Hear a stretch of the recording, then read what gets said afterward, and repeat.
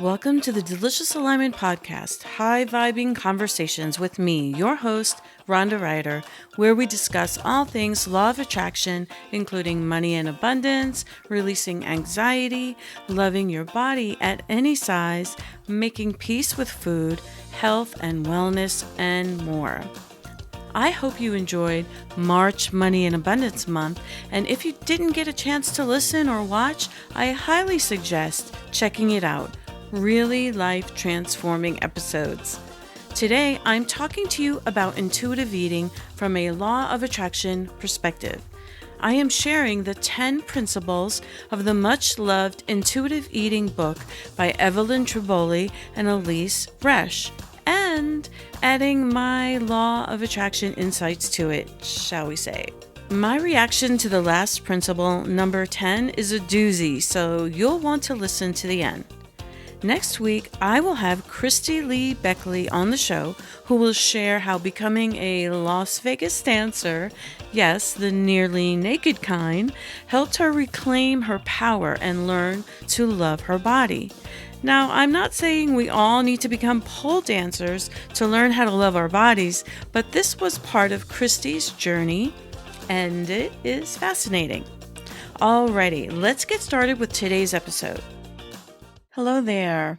I just wanted to do a quick mini episode on the intuitive eating book. It's called Intuitive Eating, Make Peace with Food, Free Yourself from Chronic Dieting Forever, Rediscover the Pleasures of Eating. Love all of that. Love all of that. It's by Evelyn Tribole and Elyse Resch. They wrote this, I believe the first printing was in 95. And then I also want to kind of bring in my book, Delicious Alignment, How 25 Women Learn to Love and Transform Their Bodies Using Abraham Hicks and the Law of Attraction. And just kind of putting my spin on the 10 principles of intuitive eating, according to these ladies. These ladies are brilliant, really, really have done their homework. If you are into intuitive eating, you know who they are. What I want to do is go over their 10 principles just from a law of attraction point of view. It's not like what they've done is wrong. I mean, they're pretty amazing. And it's just my spin on it from working with people for 3 years on this topic. The only thing, really, the main thing I want to say is that the whole thing about making peace with food and food freedom is that you don't have to do it alone. Like, this book is not a spiritual book. It's based on science and research and academia. It's a lot of data and a lot of their findings from the data, which is great. However, we know about being on the leading edge, and we know about inner being, and we know that we're more than our bodies and we're more than our human selves. We are spiritual beings. So putting that into it, putting that spin onto this subject. Great. So I don't mean to criticize what they're doing. It's really not my intent. My intent is, how can we use this information, all of the gems that are in here, that are already figured out, already in here. I'm sure they downloaded this as well, because it's just really amazing stuff. But how can we add that spiritual aspect to it? The fact that we have an inner being, we're not doing this alone. I guess that's my main point, is we're not doing this alone. We have our inner being, we have infinite wisdom. We can tap into all of these things, and we have our GPS, our internal GPS system that guides us every step of the way. I have written out there, just briefly, their 10 principles, but in the actual book, they have a whole section on each one of these. Number 1 is reject the diet mentality. Throw out the books, get angry at the lies. Of course, we don't want to get angry. We don't want to be against anything. We want to be for something. So for me, I talk about is embracing your new relationship with food, create a new story. That is step in my book, which is create a new story. That's, if you're against drugs, the war on drugs, you want to be pro health and wellness instead of focusing on the problem, right? Because when we focus on the problem keeps showing up and focusing on like rejecting the diet mentality, getting angry at the diet mentality is not as helpful as focusing on what it is that you do want, which is a wonderful relationship with food, I would imagine, and loving your body. Number 2, intuitive eating, the number 2 principle is honor your hunger. Yeah, that's fantastic. I usually refer to that as listen to your body. Many times we have gotten away from that. We have gotten away from listening to our body, and we don't even know what that's like. We have not listened to our bodies for so long. I mean, if this doesn't resonate with you, I understand. Everyone is different. So not everything I say is going to resonate with you, but the majority of people that I work with, private coaching and group coaching and my easy peasy eating program is like that. We have that kind of thing going on where we just haven't listened to our bodies because we've been dieting for so long. And when you're dieting and you're not listening to your body because you're just trying to follow some food plan and you're restricting. Okay, number 3 is make peace with food. Yes, absolutely. Make peace with food. And really, like the first step in my book is all about alignment. And that is where the secret sauce is alignment. It's going to help you with all of these things. The more you focus on alignment, the more peace you feel, the more you are actually in your body instead of dissociated with your body, as many of us have been. And then you begin to make peace with food. It's inevitable. It's just part of the journey. Alignment will lead you there. Number 4, their principle number 4 is, not crazy about this one, challenge the food police. It's just the wording. It's just the languaging, right? I would say soothe the inner critic. When they're talking about the food police, they're talking about the inner critic in your mind that is judging everything that you eat, judging how you look, judging your body. So I would just reframe that and think of it as soothing the inner critic, soothing those thoughts that are telling you that you're bad or you're good because you ate this or you ate that, or you look this way or you look that way. I've known Sheila Williams for over 2 years, and I've always been impressed with her professionalism and the incredible life she's created for herself. I interviewed Sheila this past March during Money and Abundance Month. It's a great interview. I highly recommend it. Whether you desire more time, money, or a more fulfilling career or relationship, Sheila can help you cut through the distracting details of the story and get to the center of what's holding you back. She's really good at that. I'm so excited to let you know that Sheila is offering a 10-day free trial into her group coaching program, Align with Your Best Life. This is a wonderful way to get to know Sheila and see if this program is for you.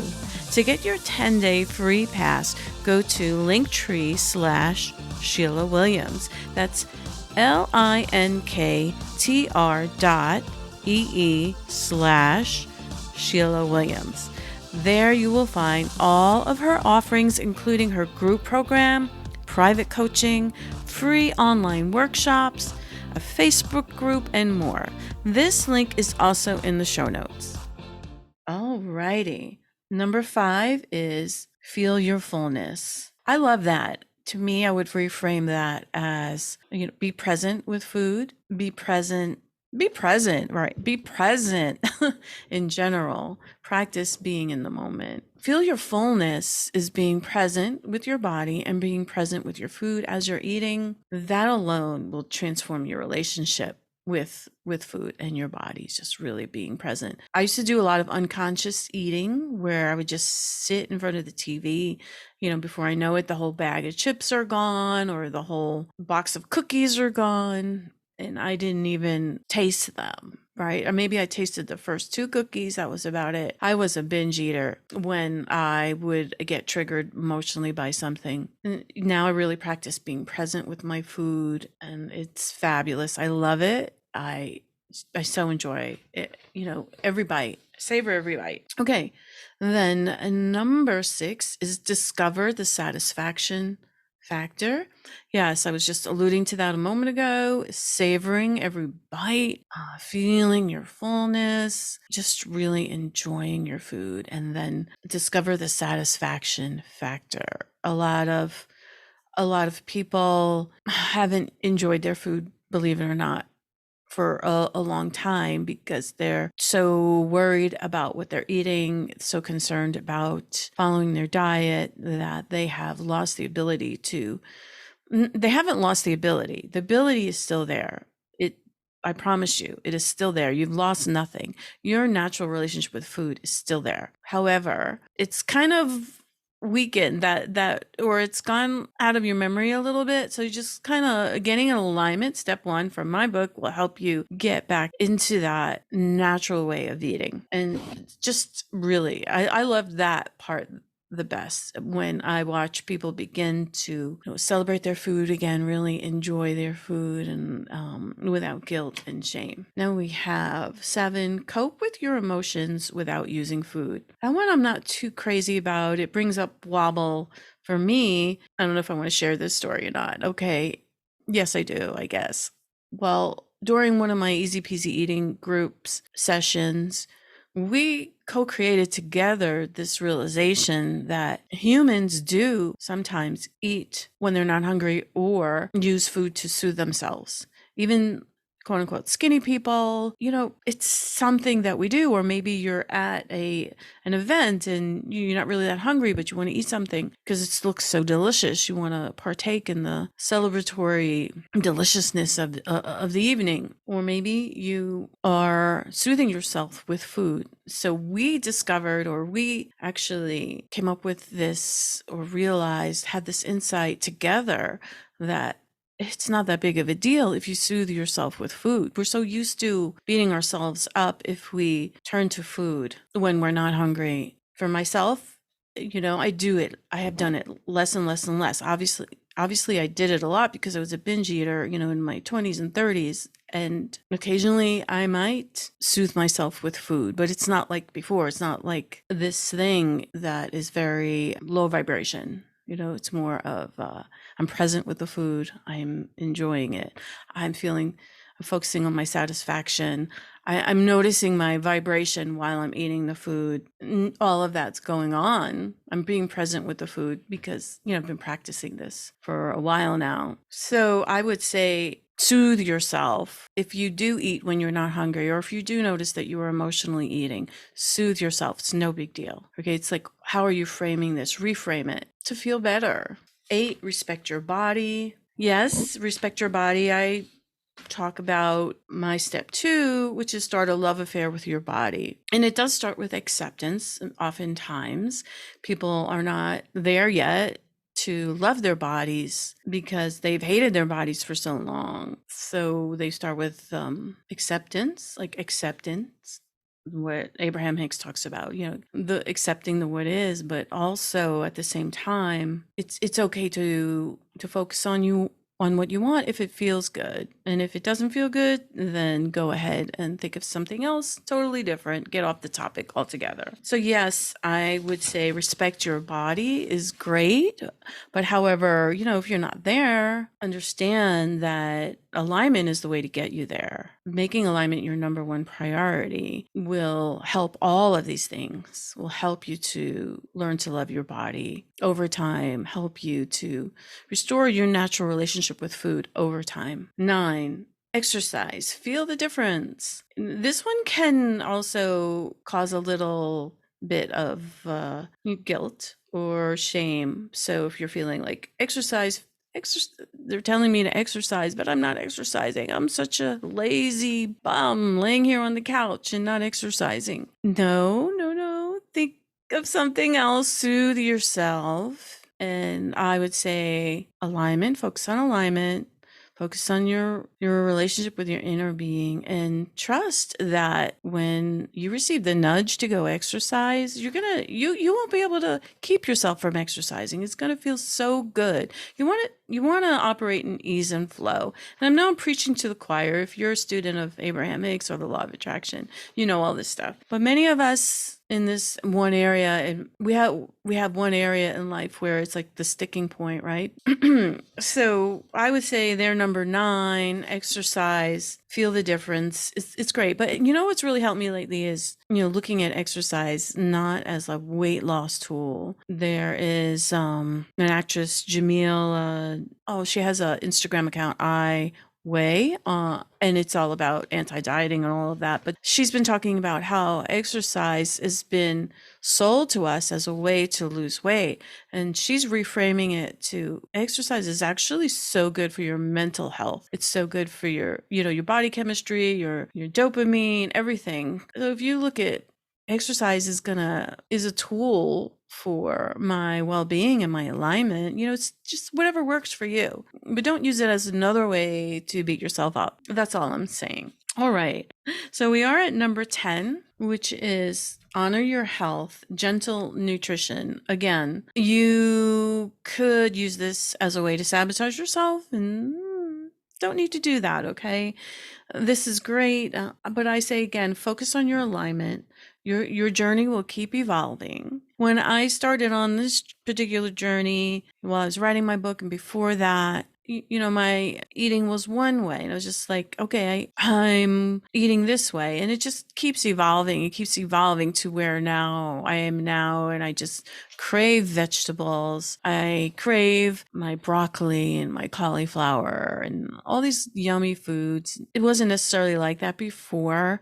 It's been a process. It's been an unfolding. And so just be patient with the unfolding of it. So therefore, number 10, honor your health, gentle nutrition. They're saying, progress, not perfection. And I get that. And I totally respect that and understand that and love that. I don't want to use that as another way to say, yeah, they are promoting gentle nutrition, but that's nutrition. Honor your health. Oh, how am I honoring my health? I just had half a gallon of ice cream last night. Again, we're soothing these thoughts, soothing the mind, soothing the emotions, calibrating to better feeling emotions. And then that's where the magic is. It's not in modification of the diet. It's not in behavior modification. It's in feeling better with your thoughts, feeling better with your feelings. I calibrate people and they're feeling, they might be feeling shame or guilt, and we calibrate them to feeling even calm or relaxed, which is a big leap. And it feels so different. Just feeling calm and relaxed is amazing. So again, I do love this book, Intuitive Eating. It's a beautiful book. It's a lot of information. These ladies are brilliant minds. So I would say just take what you like and leave the rest, as with anything. And I still, of course, love my book as well. That helps you with the spiritual side of it and the law of attraction side of it, and which I think personally, that's the thing for me that's missing from the Intuitive Eating book. However, maybe that's coming for them. Who knows? Okay, great. That's what I have today. And I will see you next Thursday when I have Christy Lee Beckley on my podcast. If you enjoy this podcast, I would love it if you would be so kind as to share Delicious Alignment, high-vibing conversations with Rhonda Ryder with a friend or two.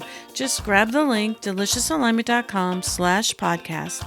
Text a few friends. Better yet, if you've already gotten a lot of value out of it, post about this show on social, and let's share this resource with people interested in raising their vibes even higher.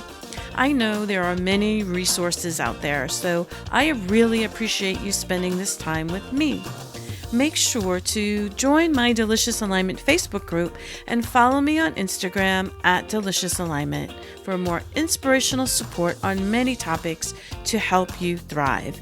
Talk to you next Thursday when my special guest will be Christy Lee Beckley.